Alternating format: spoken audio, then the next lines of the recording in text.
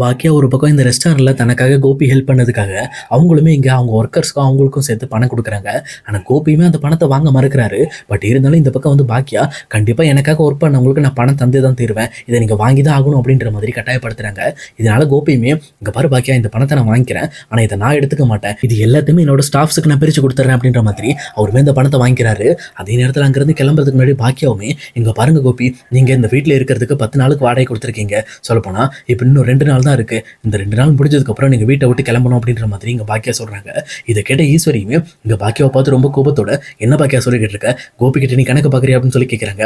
ஆனா பாக்கியாவுமே இங்க பாருங்க அத்தை, நீங்க சொன்ன மாதிரி அவரை 10 நாள் தங்க வச்சிருந்தேன், அதே நேரம் அவரோட டைம் முடிஞ்சோன்னா அவர் கிளம்புறேன்னு சொல்லிட்டாரு, அதே மாதிரி அவர் கிளம்பி தான் ஆகணும் அப்படின்ற மாதிரி பேசுறாங்க.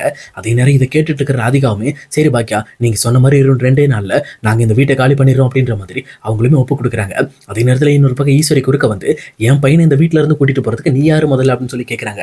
ஆனா இன்னொரு பக்கம் ராதிகாவுமே இங்க பாருங்க, நான் இந்த வீட்டோட ஓனர்கிட்ட தான் பேசிட்டு இருக்கேன், உங்ககிட்ட நான் பேச வரல அப்படின்ற மாதிரி அவங்களுமே அங்கிருந்து மூவ் ஆகி போயிடுறாங்க. அதே நேரத்தில் இங்க இதை பார்த்துட்டு இருக்கிற ஈஸ்வரியுமே கோபியை கண்டிப்பா இந்த வீட்டை விட்டு போகக்கூடாது அப்படிங்கிறதுக்காக அவங்களை தனியா கூட்டிட்டு போய் இந்த பக்கம் வந்து மண்டை கழுவ ஆரம்பிக்கிறாங்க. சொல்லப்போனா கோபி கிட்ட ஒரு அழுது நாடகத்தை போட்டு அதே நேரம் நீ இந்த வீட்டை விட்டு போயிட்டேன்னா இனி அம்மா ரொம்பவே கஷ்டப்படுவோமா, நீ கண்டிப்பா இந்த வீட்டில் இருக்கணும் அப்படின்ற மாதிரி ரொம்பவே சென்டிமெண்டலா இந்த பக்கம் கோபியோட மைண்டை கரெக்டாக திருப்பி விட்டுறாங்க.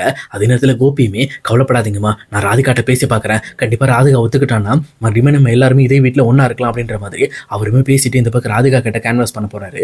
அங்கே ராதிகா கிட்ட போயிட்டு இங்கே பாரு ராதிகா, கண்டிப்பாக நான் இங்கே இருக்கிறது தான் சரியா இருக்கும், அது மட்டும் இல்லாமல் நான் அம்மா கிட்ட பேசிட்டேன், இந்தமாரி பாக்கியாட்டையும் நான் பேசுகிறேன், நான் இங்கே கொஞ்ச நாள் இருக்கிறேன், கொஞ்ச நாள் கழிச்சு நம்ம போய்க்கலாம் அப்படின்ற மாதிரி என்னென்னமோ சொல்லி இந்த பக்கம் ராதிகாவோட மனசை மாற்ற பார்க்குறாங்க.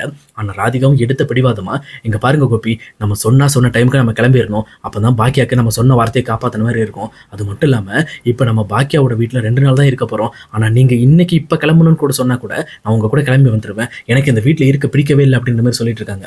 அப்போ எங்கள் கோபியுமே இங்கே பாரு ராதிகா, ஏன் இப்படி பண்ணிட்டு இருக்கேன், நான் எங்கள் அம்மா கூட இருக்கேன்னு வாக்கு கொடுத்துருக்கேன்ல, அப்போ கண்டிப்பாக எங்கள் அம்மா என் கூட தான் இருக்கணும் அப்படின்ற மாதிரி சொல்கிறாங்க. உடனே இதை கேட்ட உடனே இங்கே ராதிகாவுமே இங்கே பாருங்க, உங்கள் அம்மா உங்க கூட இருக்கணும்னு ஆசைப்பட்டாங்கன்னா நீங்கள் வேணா நம்ம வீட்டு கூட்டிட்டு வந்துருங்க, அவங்க நம்ம வீட்டில் வந்து வேலையை பார்க்கட்டும் அப்படின்ற மாதிரி சொல்கிறாங்க. ஆனால் இதை கேட்டோன்னு கோபியுமே எதுக்கு மறுபடியும் நீங்கள் 2 பேரும் சண்டை போட்டு என்னோட மண்டையை பிச்சுக்க வச்சிருவீங்க அப்படின்ற மாதிரி இங்கே கோபியுமே எதுவுமே பேசாம அங்கிருந்து சைலண்டாக கிளம்பிடுறாரு. இன்னொரு சைடு இனியாவுமே அடுத்த நாள் டான்ஸ் காம்படிஷனுக்காக பக்காவாக ரெடி ஆகிட்டு இருக்காங்க. சொல்லப்போனால் இந்த டைம் நடக்கிற காம்படிஷனில் ஜெயிச்சா ஒரு பெரிய அவார்ட் கிடைக்கும் அப்படின்றதுனால அவங்களுமே பயங்கரமாக ப்ராக்டிஸ்லாம் பண்ணி அதுக்கு ரெடி ஆயிடுறாங்க. அடுத்த நாள் காலையில் கிளம்புறதுக்கு முன்னாடி கூட இந்த பக்கம் கோபிக்கிட்ட அப்போ நீங்கள் கண்டிப்பாக காம்படிஷனுக்கு வந்துடணும் அப்படின்னு சொல்லி இந்த பக்கம் கோபிக்கிட்டையும் சொல்லிட்டு இங்கே பாக்கியாவையும் கூட்டிட்டு அங்கிருந்து கிளம்புறாங்க. அதே நேரம் கோபியுமே அந்த டான்ஸ் காம்படிஷனுக்கு கிளம்பி போக தயாராகிறாரு. ஆனால் எங்கள் கோபி கூட அவங்கள போக விடாமல் நிறுத்திட்டு இங்கே பாருங்க, நானும் உங்க கூட வருவேன் அப்படின்னு சொல்லி ராதிகா சொல்கிறாங்க. இது கேட்டோன்னு என்னாச்சு அப்படின்னு சொல்லி கேட்குறப்போ எனக்கு இன்னைக்கு லீவு தான், நம்ம 2 பேரும் ஒன்றா போகலாம் அப்படின்ற மாதிரி இங்கே ராதிகாவும் கோபியும் சேர்ந்து இந்த பக்கம் டான்ஸ் காம்படிஷன் வந்துட்டு இருக்காங்க. இந்த விஷயத்தை எதுக்காக ராதிகா பண்ணுறாங்கன்னா, ஏற்கனவே ஒரு டைமுக்கு இனியாவோட டான்ஸ் காம்படிஷனில் இந்த மாதிரி பாக்கியாவும் கோபியும் ஒன்றா சேர்த்து வச்சு ஃபோட்டோ எடுத்து இவங்க தான் எங்கள் அம்மா அப்பான்னு சொல்லி ஊருக்கே சொன்னாங்கல்ல, அந்த விஷயம் உங்களுக்கு ரொம்பவே ஹர்ட் ஆயிருக்கும், அதனால தான் இந்த டைம் கண்டிப்பாக கோபி ஸ்டேஜுக்கு போனார்னா நம்மளும் அவர் கூட போகணும் அப்படின்ற மாதிரி இங்கே ராதிகாவுமே ஒரு முடிவோட தான் போயிட்டு இருக்காங்க. ஆனால் இதெல்லாம் பார்த்துட்டு இருக்க ஈஸ்வரிக்கு சுத்தமாக பிடிக்கவே இல்லை. இவ எதுக்கு இங்கே வந்துட்டு இருக்கா, இவளெல்லாம் கூட்டிகிட்டு வராதா அப்படின்ற மாதிரி கோபி கிட்ட சொல்கிறாங்க. ஆனால் ராதிகாவுமே என் புருஷன் கூட நான் வருவேன், நீங்கள் அதெல்லாம் தடுக்க முடியாது அப்படின்ற மாதிரி இங்கே ஈஸ்வரி கிட்ட மறுபடியும் சண்டை போட ஆரம்பிக்கிறாங்க. எங்கள் கோபியும் வேறு வழி இல்லாமல் இங்கே எல்லாரையுமே சமாதானப்படுத்தி அந்த டான்ஸ் காம்படிஷனுக்கும் கூட்டிகிட்டு போயிடுறாங்க. அங்கே போனதுக்கப்புறம் இங்கே எப்போ போல இனியாவோட பார்ட்டிசிபேஷன் வருது. அதில் பக்காவாக இனியாவுமே டான்ஸ் ஆடி சொல்லப்போனால் எல்லாருமே வந்து வியக்கிற மாதிரி ஒரு ஃபஸ்ட் ப்ரைஸுமே வாங்குறாங்க. அந்த ஃபஸ்ட் ப்ரைஸை கொடுக்கும்போது கூட இந்த பக்கம் எப்பவும் போல இனியாமா எப்போவுமே வந்து என்ன சொல்லியிருக்காங்க, இந்த மாதிரி அவங்க அப்பா அம்மா கொடுத்தா அந்த ப்ரைஸ் நல்லா இருக்கும் அப்படின்ற மாதிரி சொல்லுவாங்க. அதனால இனியாவோட அப்பா அம்மாவை ஸ்டேஜுக்கு கூப்பிடுறோம் அப்படின்ற மாதிரி அந்த ஹோஸ்ட்டுமே சொல்கிறாங்க. இதை கேட்டவொன்னே இந்த பக்கம் வந்து இனியாவுமே ரொம்ப ஹாப்பி ஆகிட்டு ஓகே இன்னைக்கு அம்மா அப்பா வந்தவொடனே ரொம்ப ஹாப்பியாக இருக்கும் அப்படின்ற மாதிரி சந்தோஷப்பட்டு இருக்காங்க. அன்னைக்கு யாருமே எதிர்பார்க்காத மாதிரி ஒரு சைடு இருந்து பாக்கியாவும் இன்னொரு சைடு கோபியும் ராதிகாவும் ஒன்றா சேர்ந்து வந்துட்டு இருக்காங்க. இதை பார்த்தோன்னே ஸ்டேஜில் இருக்க எல்லாருமே பயங்கரமாக ஷாக் ஆகுறாங்க. இன்னொரு பக்கம் இனியாவுக்கு என்ன பண்ணுறதுன்னு தெரியல. சொல்லப்போனால் ஈஸ்வரி ரொம்பவே கோவப்பட ஆரம்பிக்கிறாங்க. அப்போ கரெக்டாக இவங்க 3 பேர் போய் நின்ன உடனே என்ன இது இப்படி வந்து நிற்கிறாங்க, என்ன உனக்கு 2 அம்மாவா அப்படின்ற மாதிரி இந்த பக்கம் ஸ்டேஜில் இருக்கவங்களாம் இங்கே இனியாவை பயங்கரமாக கலாய்க்க ஆரம்பிக்கிறாங்க. அப்போ இனியாக்குமே என்ன பண்ணுறதுன்னு தெரியல. அவங்களுமே கூனி குறுக்கி போய் நின்றுட்டு இருக்காங்க. அதே நேரத்தில் அங்கே ஸ்டேஜில் இருக்க எல்லாருமே இனியாவை கலாய்க்க ஆரம்பிக்கிறாங்க. என்ன இனியா உனக்கு 2 அம்மாவா, ஒரு அப்பா 2 அம்மா அப்படின்னு சொல்லி பயங்கரமாக கலாய்க்கிறாங்க.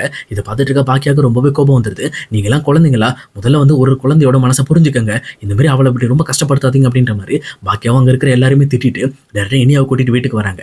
இன்னொரு பக்கம் இனியாவுமே வீட்டுக்கு வந்தோன்னா பயங்கரமாக சத்தம் போட்டு அழ ஆரம்பிக்கிறாங்க. எதுக்காகப்பா இப்படி பண்ணீங்க, சொல்லப்போனால் என்ன கஷ்டப்படுறதுக்காக தானே இப்படி பண்ணீங்க அப்படின்ற மாதிரி கோபி கிட்ட சண்டைக்கு போகிறாங்க. எனக்கு கோபியுமே இல்லைம்மா, நானும் ராதிகா வந்து ஹஸ்பண்ட் அண்ட் ஒய்ஃபு, அதனால தான் வந்து நின்னம்மா, உன்னை கஷ்டப்படுத்தணும் என்னெல்லாம் எனக்கு கிடையாது அப்படின்ற மாதிரி இனியாவை சமாதானப்படுத்த பார்க்குறாங்க. ஆனால் இனியா சமாதானம் ஆகிற மாதிரி தெரியல. அப்போ பாக்கியாவும் கவலைப்படாதீங்க, இனியாவை நான் சமாதானப்படுத்திக்கிறேன் அப்படின்னு சொல்லிட்டு இனியாவை அங்கேருந்து தனியாக கூட்டிகிட்டு போகிறாங்க. போனது மட்டும் இல்லாமல், இங்கே பாருமா, நீங்கள் நினைக்கிற மாதிரி என்னால் மறுபடியுமே கோபியோட சேர்ந்து வாழ முடியாது. நான் ரொம்பவே இந்த பக்கம் வந்து என் வாழ்க்கையில் கஷ்டப்பட்டுட்டேன். மறுபடியும் நான் கோபியோட சேர்ந்து வாழ விருப்பம் இல்லை அப்படின்னு சொல்லி இங்கே பாக்கியா பயங்கரமாக ஆள ஆரம்பிக்கிறாங்க. இதை பார்த்த உடனே இங்கே இனியாக்கு புரிய வருது. சொல்லப்போனால் அப்பா கூட சேர்ந்து வாழ்றதுக்கு அம்மாவுக்கு விருப்பம் இல்லை, அதனால தான் இப்படி பண்ணுறாங்க அப்படின்னு சொல்லி புரிஞ்சுக்கிட்டு, என்னை மன்னிச்சிடுங்கம்மா, நீங்கள் எப்படியாவது அப்பா கூட சேர்ந்துருவீங்கிறதுக்காக தான் நான் நிறைய விஷயங்களை பண்ணிட்டு இருந்தேன். இதுக்கு மேலே அப்படி ஒரு விஷயத்த பண்ண மாட்டேன். உங்களுக்கு பிடிக்காததை நான் பண்ண மாட்டேன்னு சொல்லி இங்கே இனியாவுமே பாக்கியா கிட்ட மன்னிப்பு கேட்குறாங்க.